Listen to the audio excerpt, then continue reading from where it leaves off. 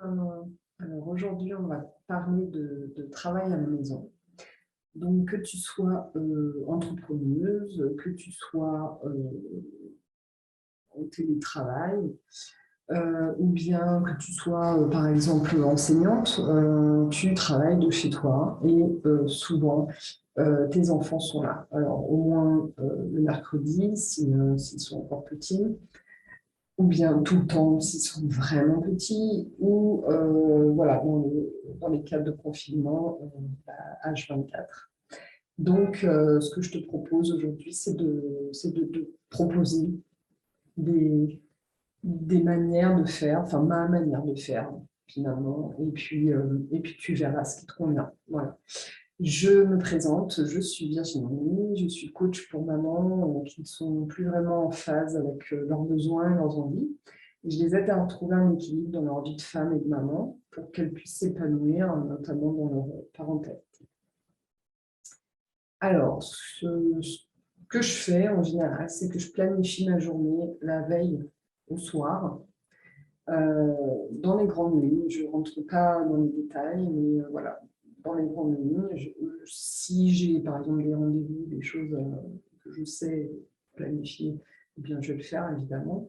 Et ça me fait gagner beaucoup, beaucoup de temps parce qu'en fait, je démarre ma journée en sachant déjà à peu près ce que j'ai à faire.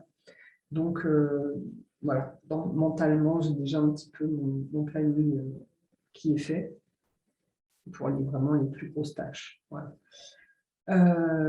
Et puis, ce que je fais, c'est que je matérialise mon bureau, mon espace de travail. Alors, si tu as la chance d'avoir une pièce dédiée, c'est super, je t'envie.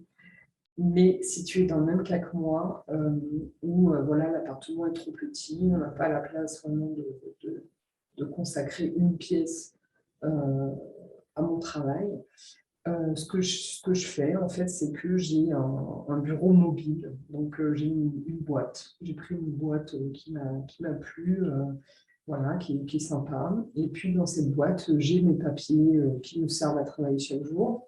Donc, ce n'est pas une boîte d'archives. Les archives sont autre part. Là, c'est vraiment ce que j'utilise sur une base quotidienne. Et puis, mes stylos, mes feutres, voilà, vraiment mon matériel que j'utilise tous les jours.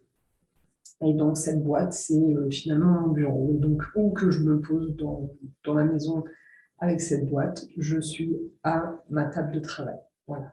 Donc, ce qui est important, c'est de matérialiser l'espace de travail. Euh, Tu vas déjà, alors, pour toi, parce que c'est agréable d'avoir ces petits trucs, voilà, d'avoir tout sous la main. Et puis aussi pour tes enfants, pour qu'ils sachent que cet endroit-là, c'est à maman. Donc, tu peux décréter que voilà, la table, par exemple, de la salle à manger, c'est ton bureau, et donc personne ne vient dans la salle à manger, ou au moins personne ne met quoi que ce soit sur la table.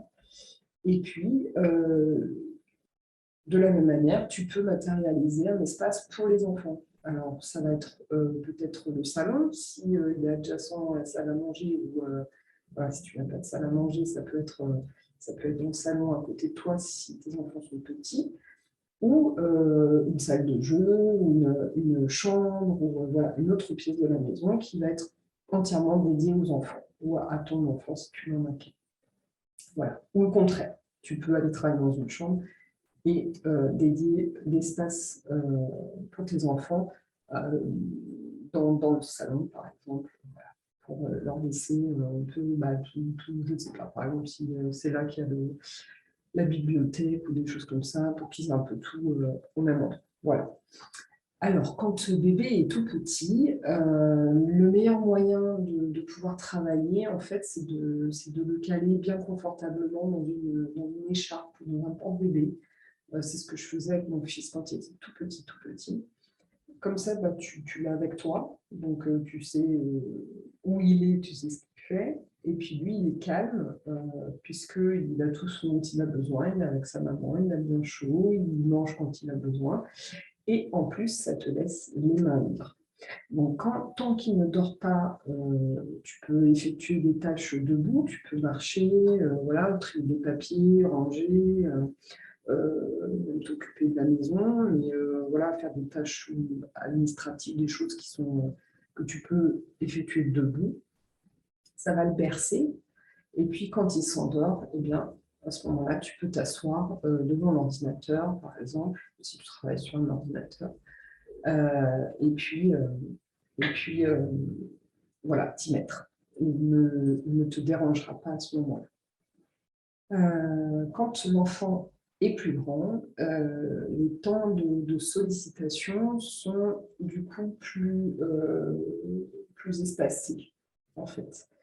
Ton enfant ne va pas demander une attention aussi constante. Voilà. Et il est important de développer l'autonomie des enfants, donc le laisser jouer seul ou en fratrie, ou éventuellement inviter un copain, une copine. Ça va lui permettre d'apprendre à se concentrer, ça va lui permettre d'apprendre à faire par lui-même, ça va développer aussi son imagination, il va inventer des histoires, etc. Et puis, il va prendre goût à cette indépendance et s'inventer de nouvelles aventures, de nouvelles choses. Voilà. Bien entendu, on balise l'espace de jeu, surtout si tu n'es pas toi physiquement dans la pièce, on enlève les objets dangereux, on enlève tout ce qui est fragile, on ne met pas à portée de main, et puis les fenêtres, les portes sécurisées, etc., les prises éventuellement, voilà, selon l'âge de l'enfant, tu sécurises bien l'espace de jeu. Voilà. Ce que tu peux faire aussi, c'est profiter des matinées. Alors, si tes enfants sont à la maison tous les jours, ce que tu peux faire, c'est que tu peux les laisser dormir un petit peu plus tard. L'avantage quand on travaille de la maison, c'est qu'on n'a pas de trajet à faire, voilà, entre le domicile et le lieu de travail. Donc, laisse-les dormir, comme ça, tu auras un petit peu plus de temps pour travailler pendant qu'ils dorment le matin, très tôt. Voilà. C'est des conseils où, voilà, j'entends déjà les remarques, mais ce que je voudrais dire à chacune d'entre vous, c'est que la réalité, c'est la situation parfaite, elle n'existe pas. Donc, travailler de la maison avec des enfants, c'est difficile, ça demande beaucoup d'organisation, ça peut être très frustrant, notamment si on est un petit peu fatigué, et ça peut éveiller des émotions négatives qu'on va devoir gérer, autant chez les enfants que chez nous-mêmes, chez la maman. Mais le fait est que de travailler de la maison sans enfants, par exemple s'ils sont à l'école, ça ne rend pas nécessairement plus productive puisque en fait on a plus de temps et donc on peut aussi mettre plus de temps à faire des tâches, voire les repousser. Voilà, hein, se dire je vais encore regarder un petit épisode de Netflix et puis je m'y mettrai après, de toute façon j'ai encore le temps. Voilà. Je ne sais pas si ça te parle, si ça te parle, vas-y dis-le-moi en commentaire. En tout cas, l'erreur à ne pas faire quand on travaille de la maison, c'est de chercher à calquer son rythme de travail sur une journée type du bureau, parce que c'est impossible. Un travail de 9 à 5, voilà, vraiment le travail de bureau classique. Ce qu'on va faire, au contraire, c'est prendre en compte les besoins de nos enfants, prendre en compte nos propres besoins, nos obligations, évidemment, et repenser notre organisation de A à Z. Alors, pour faire ça, eh bien, moi, je note trois catégories de tâches. On a les tâches qui sont en fait les gros objectifs de la journée. Donc, ça va être des blocs où on aura un ou deux. Plus votre enfant est petit et plus ça va tendre à 1 parce qu'on ne veut pas se mettre en situation d'échec. Donc, 2 maxi plus tard. Ça va être des blocs vraiment qui demandent 2, 3, voire plusieurs heures encore de travail. Et là, ça va demander de l'observation. Donc, observe tes enfants et dès qu'ils sont sur une activité longue, dès que tu vois qu'ils sont concentrés sur quelque chose de plus long, eh bien, vas-y, engouffre-toi dans la brèche. Ou pendant, par exemple, que bébé fait la sieste. Voilà, tu en as pour 2 heures, 3 heures, facile, quand ils sont tout petits. Et voilà, mon fils qui a 2 ans et demi fait encore 1 heure et demie de sieste l'après-midi. Donc, ça me permet, moi, d'avoir ce bloc-là l'après-midi. Tu pourras sans doute pas bosser 3 heures, 4 heures d'affilée, certainement pas, mais tu vas pouvoir te faire plusieurs blocs dans la journée comme ça. La deuxième catégorie, ça va être les tâches de 10, 15, 20 minutes, 30 maximum. Donc ça, c'est des choses que tu peux faire entre 2 activités ou c'est des choses que tu peux faire juste avant un repas quand tu sais que tu as un petit peu de temps devant toi, mais que voilà, il y a l'échéance, les enfants vont avoir faim, il y a le pain, voilà. Donc des tâches un petit peu qui demandent de la concentration, mais qui sont beaucoup plus courtes. Voilà. Et le troisième type, c'est des tâches qui sont courtes et qui surtout ne demandent aucune concentration. Et donc, tu peux effectuer même en fait quand il y a du bruit autour de toi, quoi, des choses qui ne sont pas classer des papiers ou répondre, je ne sais pas, à des emails peu importants, voilà, ce genre de choses. Dans tous les cas, le secret, je pense que c'est de bien observer, de bien apprendre à se connaître, à connaître son rythme, et puis également celui de ses enfants, et garder sa bienveillance envers tout le monde, envers soi et envers l'enfant. Parce que dis-toi que si tu t'énerves, tu vas te mettre tu vas sortir en fait de ta dynamique de productivité, donc tu ne pourras pas travailler efficacement. Et puis, ton enfant, en fait, il va revenir à la charge constamment. Et lui, il va s'énerver, toi, tu vas t'énerver, ça va prendre de l'énergie à tout le monde. Et finalement, revenir au calme, ça va te demander beaucoup plus d'efforts. Et à lui aussi. Voilà. Donc, le mieux, c'est de lui donner de l'attention tout de suite. Comme ça, tu es sûr que c'est réglé. Parfois, il suffit juste de tourner la tête, de faire un sourire et de lui dire oui, mon chat, j'ai vu. Et ça suffit. Voilà. Au lieu de lui dire attends, attends, attends, parce qu'il va monter en pression et ça va prendre beaucoup plus de temps. Donc, autant profiter de ce moment eh bien, juste pour lui faire un signe de tête ou carrément prendre une pause, puisque quand on travaille de la maison, on a tendance à ne pas en faire. Donc là, eh bien, ton enfant te rappelle que c'est le moment de faire une pause, profites-en. Va manger un petit truc avec lui, ou va lire un petit livre, ou faire un petit jeu très court. Voilà.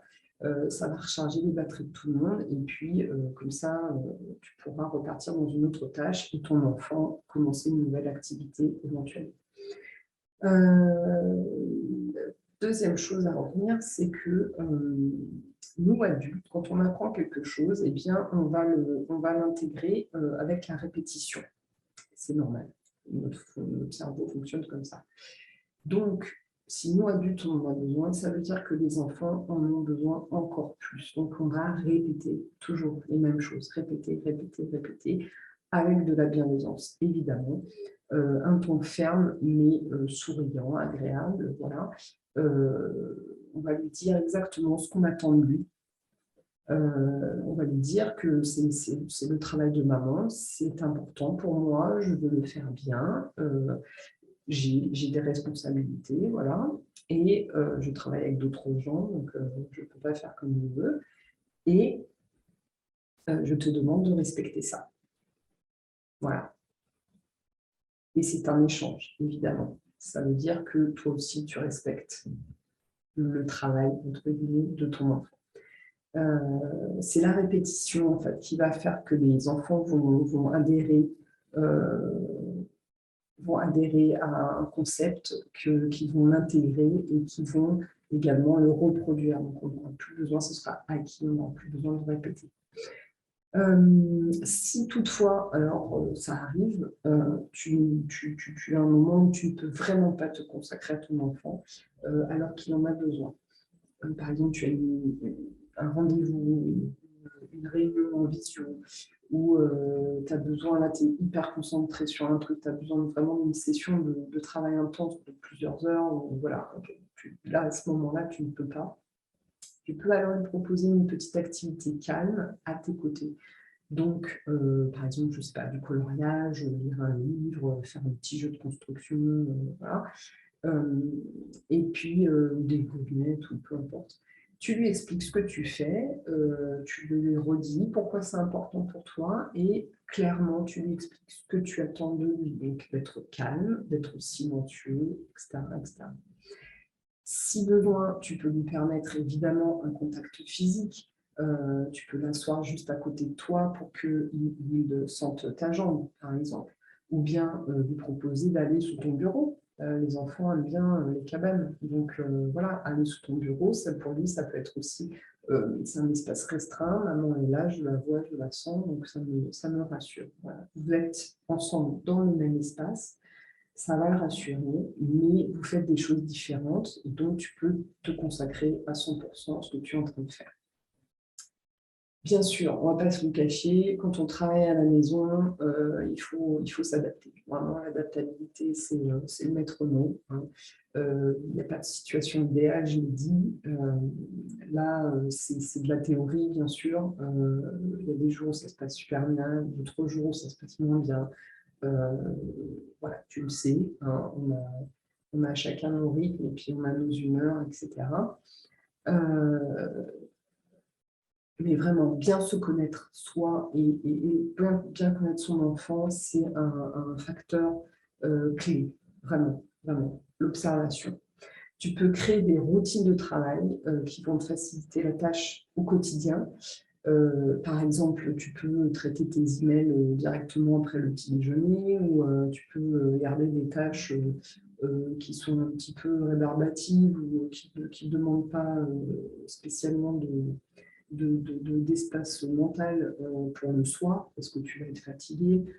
Voilà, créer une petite routine comme ça de travail, hein, faire des tâches toujours au même moment. Et puis,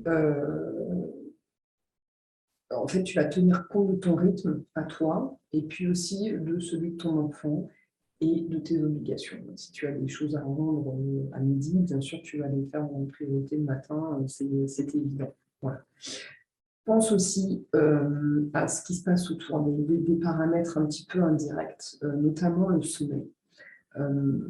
Alors, il faut vraiment bien dormir en termes de quantité et en termes de qualité.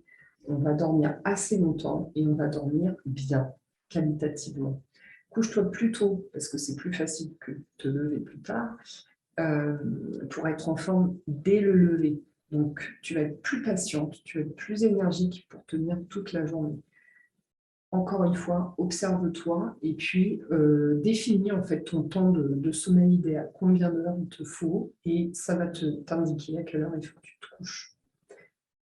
Mange bien pour avoir de l'énergie, bois beaucoup d'eau également et puis bouge ton corps. Tu peux danser avec tes enfants pendant une pause, ça va les défouler. Ou bien tu peux, par exemple, emmener un dossier à lire. Si c'est quelque chose, voilà, tu as besoin de lire quelque chose, tu le prends sous le bras et vous allez au parc faire une petite balade. Voilà, pour faire circuler le sang, c'est hyper important. Si, évidemment, tu as la chance d'avoir un partenaire qui travaille également de la maison ou bien qui est en confinement avec toi, eh bien, ce qui peut être pratique, ça va être d'alterner. Hein. Donc, pendant qu'il y en a un qui travaille, l'autre s'occupe des enfants. On alterne. Comme ça permet de se concentrer à 100% sur son travail ou à 100% sur ses enfants avec un temps dédié, bien sûr, équitable. Hein. On ne va pas en profiter ou bien même pour se reposer. Si l'un s'occupe des enfants, pendant le confinement, c'est vraiment un truc à retenir. Un parent s'occupe des enfants et l'autre va se reposer, va faire autre chose, puisque on n'a pas la possibilité de sortir. Voilà, on va juste se vider la tête pendant une demi-heure, une heure, et puis ensuite on inverse les rôles. Voilà. Les enfants ne se sentent pas délaissés et puis toi, toi et ton partenaire, vous pouvez vous consacrer à ce que vous voulez vous consacrer. Bien sûr, en dernier recours, alors, si ton enfant a plus de 6 ans et que, comme moi, en fait, tu limites l'exposition aux écrans, tu peux inviter ton enfant à regarder, par exemple, un documentaire court. Comme ça, tu vas gagner peut-être un petit peu plus d'1 heure. Hein. On va prendre un documentaire de 20-30 minutes et puis tu peux compter sur le fait qu'après le documentaire, ça va lui faire un petit peu le travail d'imagination, donc il va vouloir reproduire ce qu'il a vu, ou il va avoir des idées de jeu, voilà, il aura envie de dessiner, ce genre de choses, donc ça peut te faire gagner 1 heure, on va dire, une petite heure. Voilà. C'était mon dernier truc. Donc, en résumé, observation, adaptabilité, organisation béton, évidemment, et puis bienveillance. C'est vraiment les clés du succès quand on travaille de la maison, quand on est une maman qui travaille de la maison, quel que soit le métier que tu fais, quel que soit le type de travail que tu fais, et finalement, quel que soit l'âge de ton enfant. Voilà. J'espère que tu auras trouvé de bons conseils dans ce que je viens de dire. Et je t'invite donc à me laisser un commentaire, voilà, pour me dire un petit peu ce que tu fais, quel est ton travail. Et puis voilà, si toi tu as des routines comme ça ou des petits conseils à donner aux autres mamans, ça serait bien sympa. Voilà. Je te laisse à tes occupations et puis moi je te retrouve la semaine prochaine avec une nouvelle vidéo. Ciao!